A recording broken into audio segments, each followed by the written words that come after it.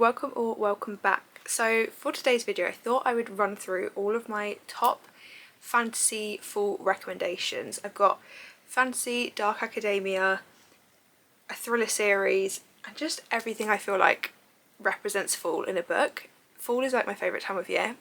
We call it autumn here, I don't know why I'm saying fall, but autumn time is like my favourite time of year, and fantasy is my favourite genre if you weren't aware.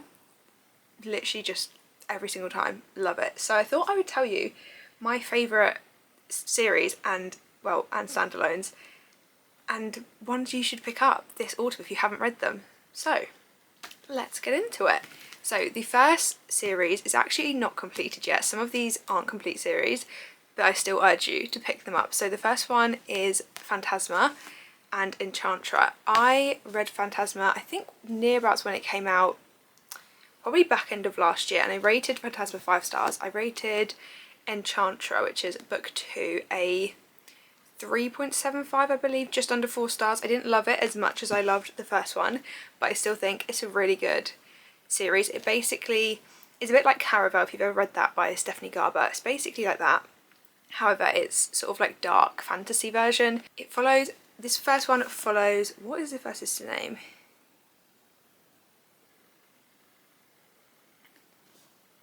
Yeah, so the first book you're following Ophelia, and then the second book you're following the sister Genevieve, sorry. I always get her name wrong, and I'm not going to go over see what happens in like both books, but basically it's like trials kind of thing. So the first one, it is the sister going into Phantasma, which is like this kind of haunted house kind of thing, that's sort of game set up. So to win it, the prize of winning Phantasma is like a single wish, and their mother has just passed away. Ophelia's basically got her mother's magic, because that's how sort of the magic system works. She's been passed down the magic. She's gone to find her sister, which she believes her sister is in Phantasma, and she goes to try and sort of fix their living situation because they're currently in a lot of debt since their mum passed away. And then book 2 follows Genevieve, the sister, and sort of her story. But yeah, I'd really recommend them. They're just so much fun. They are quite dark. I will say there's like demons. There are some scenes that are quite scary, but it's just so much fun and it's perfect for autumn. And then the next one is a completed duology, which I absolutely love. I've only got book 1 here with me, but it is the Crimson Moth duology. I don't know if there's a different name for it. Yeah, no, it's called the Crimson Moth duology. It is also called Heartless Hunter in, I believe, America and Canada. But here in the UK it is called the Crimson Moth duology, and I absolutely loved this. Both books for me were 5 stars. I feel like they're such a good introduction into fantasy.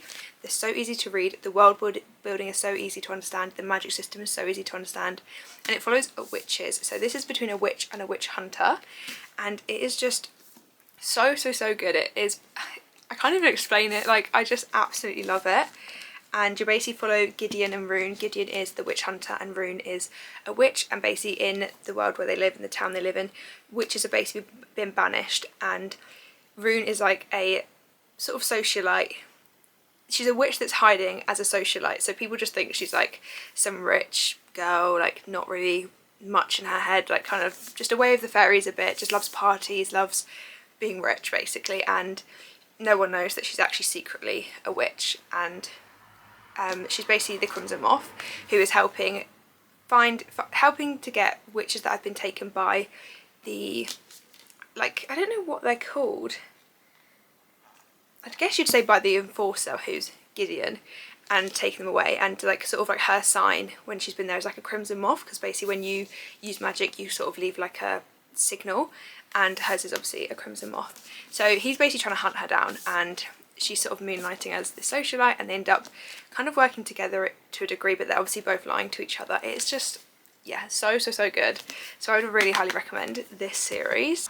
Then we have one of my favourite fantasy reads from this year. I actually think I read this in January, and the way I am so desperate for the next book comes out in November, so this is like the perfect time to get this on a TBR to read it, and I'm sure everyone has heard about it, but that is Heavenly Bodies by Imani Eru. I think that's how you say her name. This is the Waterstone Special Edition, so it is just so gorgeous, and I believe it's signed. Yeah, it is also signed. I love this book so much. This is very celestial, and it's it just has everything you'd want in a romantasy. Like, it is one of the best romantasies I've ever read. I'm gonna tell you, hold on, literally just the first line of this book, because I feel like the first line of this book will sell a lot of people. Well, it sold me, but it says, basically says, the first line in this book is Ella I always say her name wrong, Elara Bellarive had been able to walk through dreams for as long as she could remember. So instantly you're like, this girl. But yeah, I absolutely devoured this, and I just had such a fun time with it, and it's such a unique magic system, and I haven't really read many celestial fantasies, so I feel like it was just so different to anything I'd ever read. And it basically, when she was born, there was a prophecy basically put on her that said that she will fall for a star and it will kill them both. And the stars are basically like the gods. And when they become aware of this prophecy on, I think it's her 18th birthday, they basically try and kill her because they think, right, she's going to end up killing one of the gods, one of us stars, and they basically go and try to kill her. She gets away, and then at the very beginning of the book, you basically find her basically been captured by the enemy, and she's been brought in because they basically want to hire her and train her up. I want to say hire, they've kidnapped her, but they basically want to train her up so that she can kill the star within the prophecy. And she's obviously working with, I believe, one of the king's sons. What is his name? Prince Lorenzo. And yeah, you basically see them both go through this. But this is, I don't know if it's a trilogy or a duology, I just know that the next book is coming out in November. So if you haven't read this already, perfect time, this like autumn, right before the next one. So I would highly recommend, because waiting for the next one with the way this ends and everything that's revealed, it's been painful. So the next one is a completed duology that I really enjoyed, and I feel like I haven't heard as many people talk about it for some reason, and that is Anatomy. Anatomy, it says a love story. Also, how gorgeous is this cover? This one really surprised me, it gripped me throughout. There's actually a second book called Immortality, I believe, and I loved both of them, but this one was definitely my favourite. And you're basically following, I believe it's Hazel, who dreams to be a surgeon. This is set in Edinburgh, 1817. So it's back obviously when women didn't really study, they didn't work, they sort of were just, you just kind of get married off. And Hazel has a lifelong dream to be a surgeon, but obviously she can't get into university to study, so she decides that she's going to dress up as her brother and go in as him so that she can learn to be a surgeon.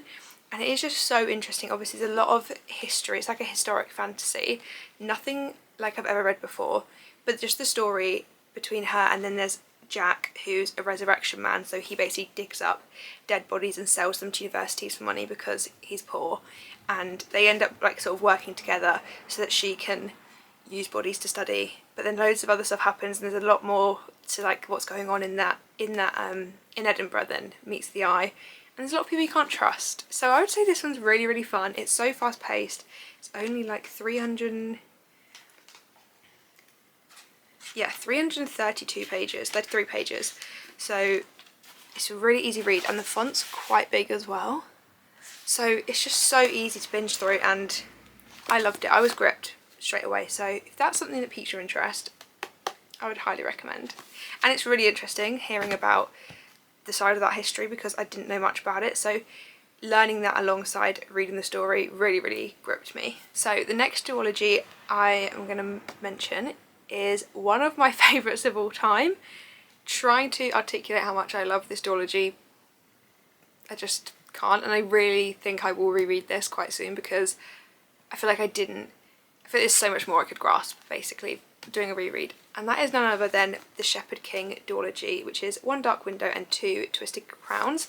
This is a completed duology, and it is just so fun. I mean, the covers like are absolutely gorgeous, and this is another gothic like romantasy fantasy-esque book, and anything that's like gothic, gloomy. But I'm sure everyone's heard about these, because I feel like everyone talks about these books all the time, but for good reason, for very good reason. So basically follows Elspeth. I'm actually going to read the back of this because I feel like I'm going to butcher the explanation. I'm not going to read the back of book 2 just because obviously I'm not going to spoil anything, but I will quickly read you the synopsis on this one. Space says, Elspeth Spindle needs more than luck to stay safe in the eerie, mist-locked kingdom of Blunder. She needs a monster. She calls him the Nightmare, an ancient, merciful spirit trapped in her head. He protects her, he keeps her secrets, but nothing comes for free, especially magic. When Elspeth meets a mysterious highwayman on the forest road, she is thrust into a world of shadow and deception. Together they embark on a dangerous, Oh my god, I can't read. Together they embark on a dangerous quest to cure the town of Blunder from the dark magic infecting it. As the stakes heighten, their undeniable attraction intensifies. Elspeth is forced to face her darkest secret yet.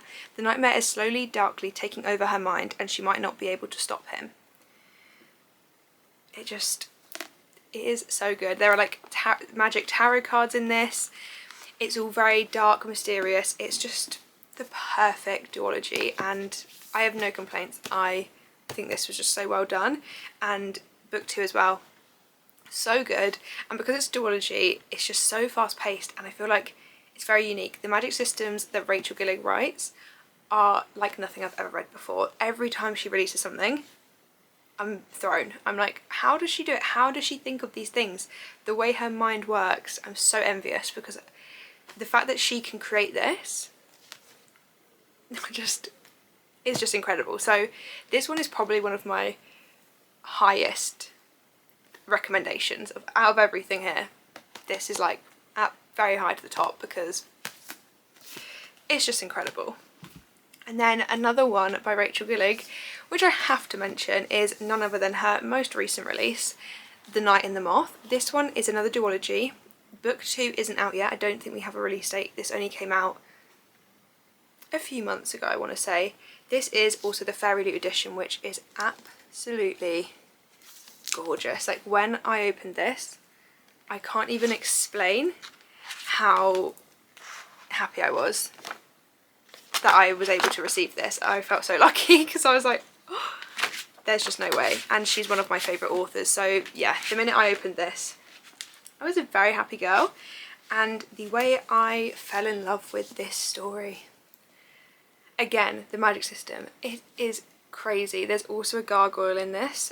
Oh my gosh, I never thought I would have so much love and empathy for a gargoyle, but he absolutely made this book. Like, it was just perfect. So again, I'm going to read the synopsis for this because, again, I don't want to butcher it. It has got such an incredible magic system. The world building, the story, the plot. I mean, I was sat during the whole of this book. I also have the Waterstone special edition because I pre-ordered it, and then I received this, and I'm keeping them both because I just love it so much. So this one, if you're unfamiliar with it, it says Sybil Delling, oh hold on, oh I got a hiccup. Sybil Delling has spent 9 years dreaming of having no dreams at all. Like the other founding girls who traded a decade of service for a home in the great cathedral, Sybil is a diviner. In her dreams, she receives visions from 6 unearthly figures known as omens. From them, she can predict terrible things before they occur, and lords and common folk alike travel across the kingdom of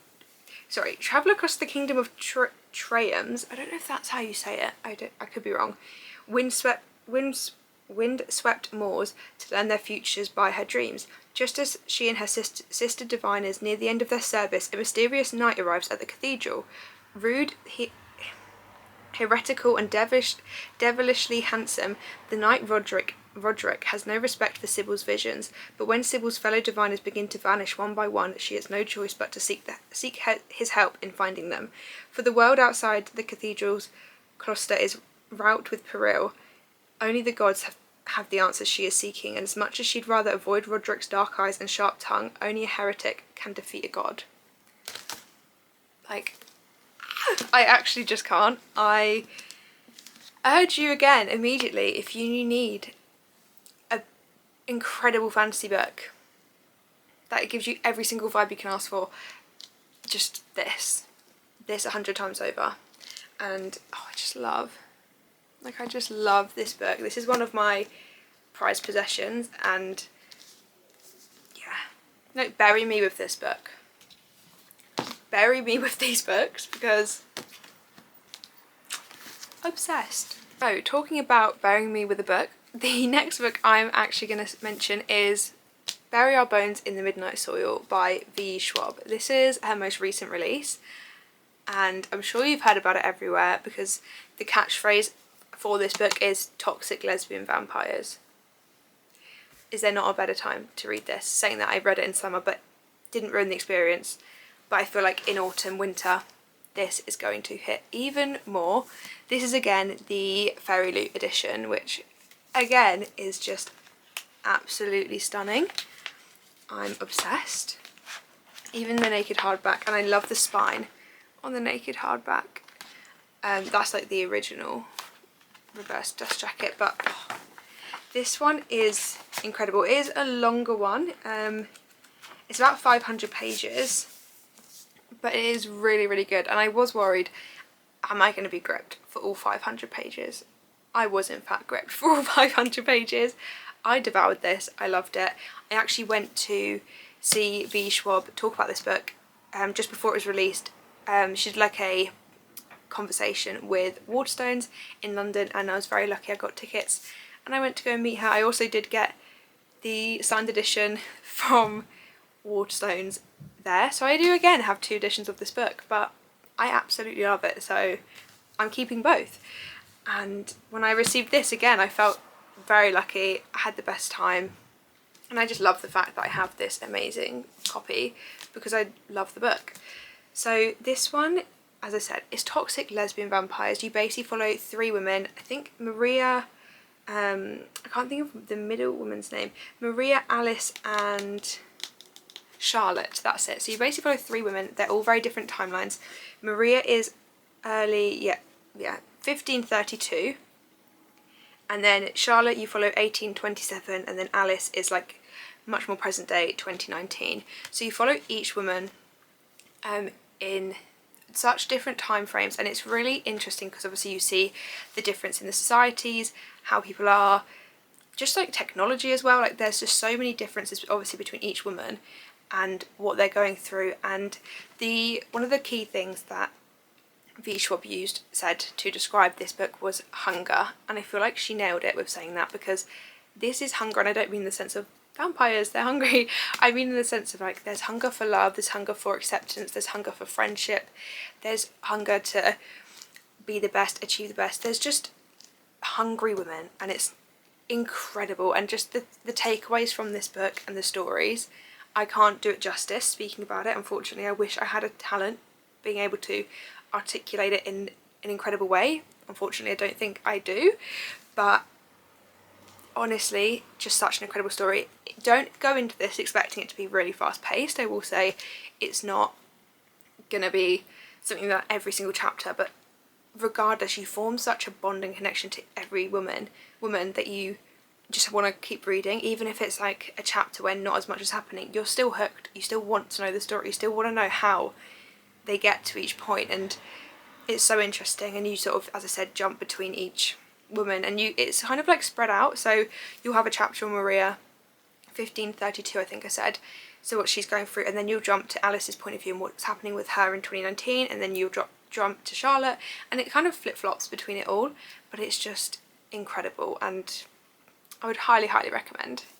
The next book is one of my favourite reads from last year. I read this in December, I believe, and it was the first book I've ever read by this author, and I absolutely love it, and that is Anathema by Kerry Lake. I loved this book. I can't even begin to explain it, and it is a big book, but let me tell you, I was having a very good time. This is also on Kindle Unlimited, so maybe if you want to pick it up and you've got Kindle Unlimited, maybe add it. But how many pages? This is like nearing 700 pages. It's just shy. Yeah, 680 pages. So it is a long book, but let me tell you, it is so worth the journey. Again, I'm going to read a bit from the back because I read this quite a while ago. Obviously I read this like 8 months ago now, and I feel like I wouldn't be able to articulate what happens in this or the premise of this book very well right now. So let me quickly read it for you. So it says, there are whispers about what lurks in Witchnell, the forest where sinners go to die. The villagers call it the Eating Woods because what's taken is never given back. Only those who've lost their senses would dare go near it, or the banished. Maeve, I think that's how you say her name, that's how I say it in my head. But it says, Maeve Bronwick knows better than to breach the misty labyrinth of trees, but a tragic turn of events compels her beyond the archway of bones, to a boundary no mortal has crossed before, one that cloaks a dark and fantastical world that's as dangerous as it is alluring. It's there that he dwells, the cursed lord of... Oh god, I'm so awful at saying places. Eidolon? I actually think there might be a pronunciation guide. Is there? Okay, maybe not. Eidolon, the one tasked to keep her hidden from the magehood that seeks to crucify her in the name of an arcane prophecy. Zivander Ryden, known to his prey as the Scorpion, is the coldest, most calculated assassin in all of Etheria, and he'd sooner toss his feisty ward to the pack of vicious fendrakes than keep her safe, if only he could. Oh my gosh, I can't talk. Mavis's blood is the key to breaking his despised curse and vanquishing the slumbering evil in Witchnell.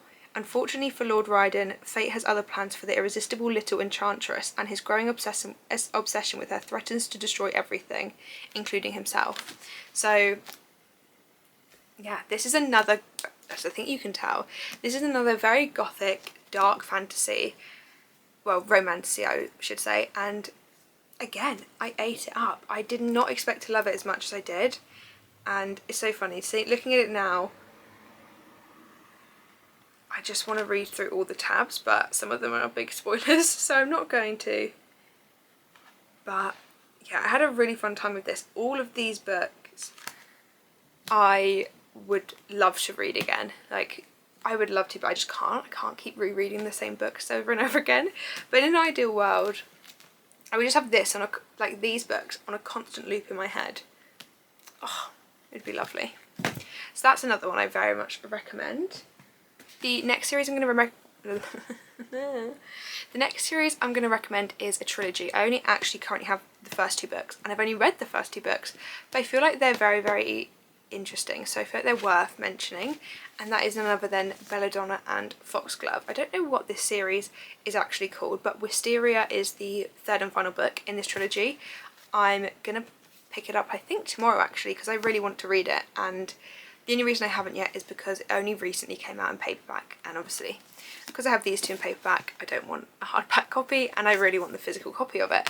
So yeah, this series, sorry, I'm fingers crossed I love Wisteria as well, but I will say Belladonna definitely was my favourite. I feel like, I can't remember what I rated them. I think I might have rated this close to a 5.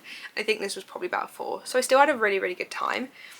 But it basically follows, the first one you're following Signa, who's been raised by a string of guardians because she's an orphan, and every person that's sort of guardian that takes her on is more interested about the wealth that's attached to her than her well-being and actually her. And it basically becomes apparent that she cannot die. Signa doesn't die. She's tried a few times and she meets death quite a few times, but she always returns back to the living. And Death is actually a character in this, and it is so much fun. I feel like this is a perfect one for maybe October, spooky season, one if you want like a Halloweenish read. It's not scary in the slightest, even though saying, oh, Death is a character, you'd probably think, like, that sounds quite scary. It's not scary at all, and it's basically like a mystery as well. She's trying to uncover, what was it?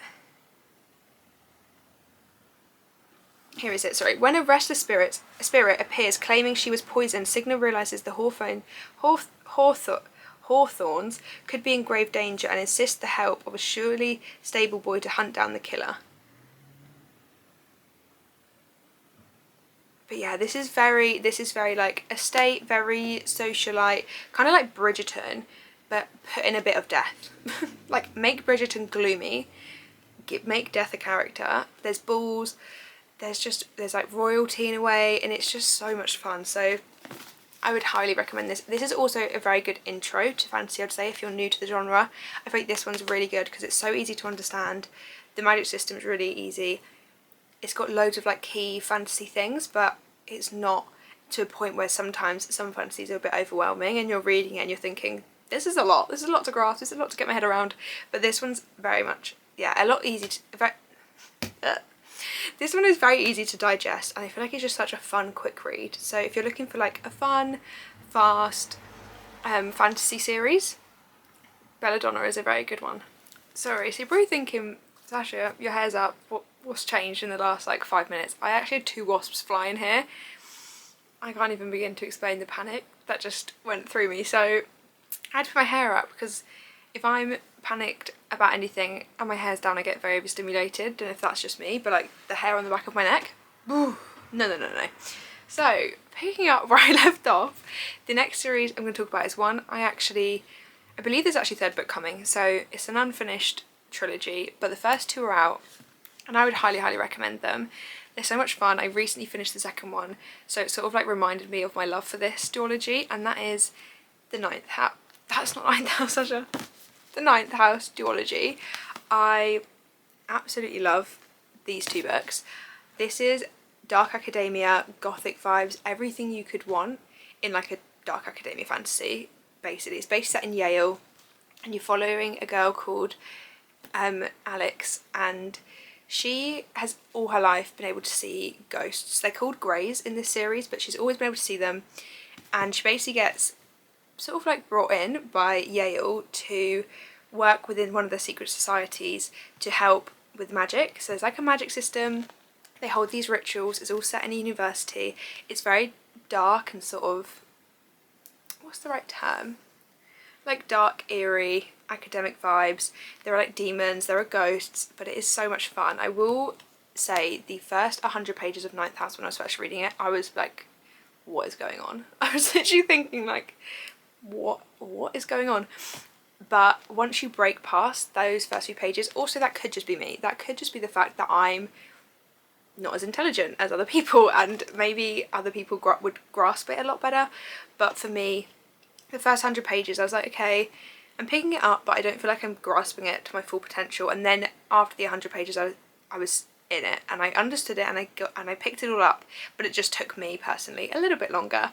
But that did not ruin my experience. I still absolutely loved it, and just the vibes of it, the magic system, everything that's happening, yeah, it's just so much fun. And like her backstory and how like her life prior to going to Yale is really interesting. You find out about that in book 1. And yeah, and then Hellbent is obviously book 2, and this one's really fun as well. I'm not going to go into anything about what this is about, but it's just such a fun journey. And if you like dark academia, kind of, I don't really want to say gothic because I wouldn't put it as a gothic one, but like a dark academia, like twisty kind of fantasy, these two are so good. And I love Leigh Bardugo. And on that note, the other series I would recommend by her, of course, is Six of Crows. Six of Crows and Crooked Kingdom. This is a duology. I mean, everyone talks about these, so I won't talk about them for too long, but I could talk about them for a very long time. This is such a fun fantasy series. It did break my heart in parts. You can see I've tabbed quite a bit. Not loads, but like a fair amount. And it's just so much fun. I also wasn't aware of the fact, I don't know if there's like a famous, well, I say famous, a very well known sound on TikTok that says many boys will bring your favourite flowers. No, sorry, I've got it wrong already. It says many boys will bring you flowers, but someday you'll meet a boy who will learn your favourite flower, your favourite song, your favourite sweet, and even if he is too poor to give you any of them, it won't matter because he will still have taken the time to know you as no one else does. Only that boy earns your heart. And that sound went viral a while ago, and I always thought, like, I wonder where that came from. It came from Six of Crows. So this is just so much fun. I actually didn't read the Shadow and Bone trilogy before reading this. I don't know how that would have impacted my reading journey, but I loved this regardless. Like, I feel like I had such a good time. I loved every second of it, so I can't comment if reading the trilogy before this would have impacted my reading experience with these, but I loved this series so much nonetheless. So I would highly recommend. There's a heist, there's a found family, there's a magic system, and it's just so interesting, and all of these characters will forever be in my heart and soul. And I'm not going to go into too much because I feel like just all you need to know is there's a heist, there's powers, and Kaz is like, Kaz, our main guy, oh, I absolutely loved him. And you do get every point of view in this, which is really fun. So you see it from all of the different point of views, and the way that they all come together to form the heist and take it on, and everything that happens. And Kaz is like always one step ahead. It just keeps you on the edge of your seat because something will happen and you're like, oh my god, and then something else happens, and it's just a constant oh my god basically throughout the whole thing. So I'd highly recommend. So the next book I'm going to recommend is one of my favourite books of all time. I feel like this is another one that's spoken about quite often, and that is The Invisible Life of Addie LaRue. Annoyingly, my copy, like this kind of like title is kind of faded from where I held the book, but I love this. This is basically a story about a girl called Addie who makes a deal with, is it the devil? I believe it's the devil. I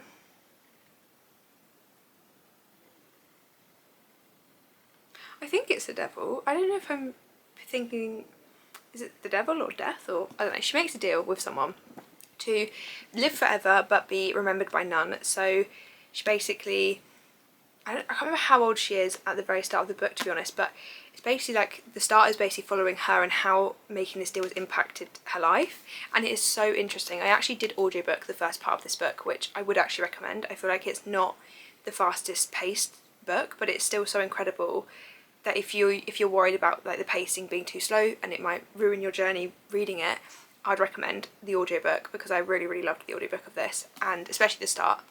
I did obviously tab it and I did read majority of it, but yeah, the first chunk I would say I did audiobook, and it's just so interesting because in my head prior to going into it I was like, how bad is that going to be? But you realise as you read on and go over her life and what's happened to her, how much that impacts her every day. Like, she'll meet someone and, or like she'll try to book a room at a hotel and she'll go up to the desk and have the room, and she'll go up to the room, and then by the time she gets to the room, the desk people are coming back like, who are you, why are you here? It's just so interesting, and the amount of empathy and love I feel for Addie, and you basically follow her going through her life, no one remembering her, being quite alone, and her struggles and how this deal has changed her life, to present day sort of thing, where she meets someone called Henry who remembers her, and he's the first person to ever remember her. And it's sort of like that whole experience, the way you feel for her when he remembers her, like just hearing like, I saw you here yesterday, that moment, oh my gosh. Also, that's not a spoiler, it does say on the back when she meets Henry who remembers her, so it is on the back that happens, but there's so much more to the story than just that part, and it's just incredible. And I feel like autumn winter time is a really good time to pick this one up, and it's just also one of my favourite books ever. Like, I love it so much. So that is definitely one. And then last but not least is a thriller series, and it is none other than the Natural series by Jennifer Lynn Barnes. This one is really interesting. I think there's about 5 books. Is it 5 or 4? There's 5 or 4 books within this series. It's all out, and I'm sure you've heard lots of people talk about it. I think it is on Kindle Unlimited.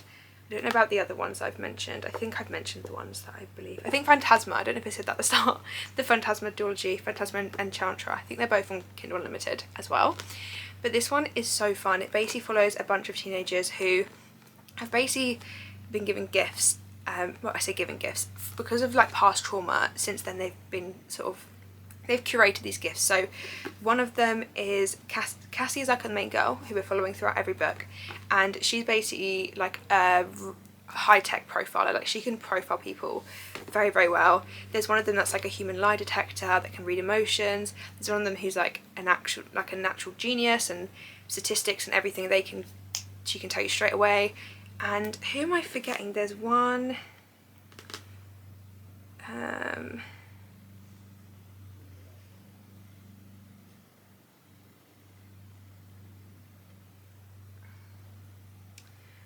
oh, I can't actually remember. But I think there's 4 or 5 of them. I think there's 5 of them because there's 2 of them that are the profilers. And they basically get taken in by the FBI under a program called The Naturals. And they basically work alongside the FBI on cold cases to try and uncover what happened. But there's a lot more background. There's a lot of stuff that's happened in all of their past, and they kind of come back up. And there's present day things that happen whilst uncovering these cold cases, and it's just so much fun. I feel like it's such a fast paced, quick series. If you want something that's bingeable, fun, like captivating, and like a thriller, but it's not a scary thriller, I would personally say it is basically the book version of Criminal Minds. So if anything like that is your vibe, I would highly recommend that whole series. I think that's everything. So yeah, that is everything I would recommend for your autumn slash like winter TBR. I feel like there's definitely more I could pick. It was a struggle. There was a lot of books I mentioned in this video. There's a lot of me talking, but I hand on heart would recommend every single one, and they're just, all of them are just such good times. You get taken away. I think I've rated all of them near enough over 4 and above. I think 1 or 2 might be 3.75, but normally that's a duology, so. But all of them I absolutely loved. I feel they're such a fun time. If you need recommendations, please pick some of these up, and if you do pick any of these up, please let me know your thoughts. I would love to hear how you found them, thoughts and opinions, everything like that. And if there's anything you recommend for me to read based on sort of what I've shown today, please let me know, because I'm always looking for new recommendations, and anything fantasy, dark, gothic, dark academia, all of those things, as you can probably tell, I absolutely adore. So please let me know. But anyway, thank you so much for watching. Please, yeah, let me know if there's any future ideas or anything you'd want me to film, and please subscribe. And thank you so much for watching. Please let me know, as I said, if there are any recommendations. I love a book recommendation, and hopefully I will see you again soon.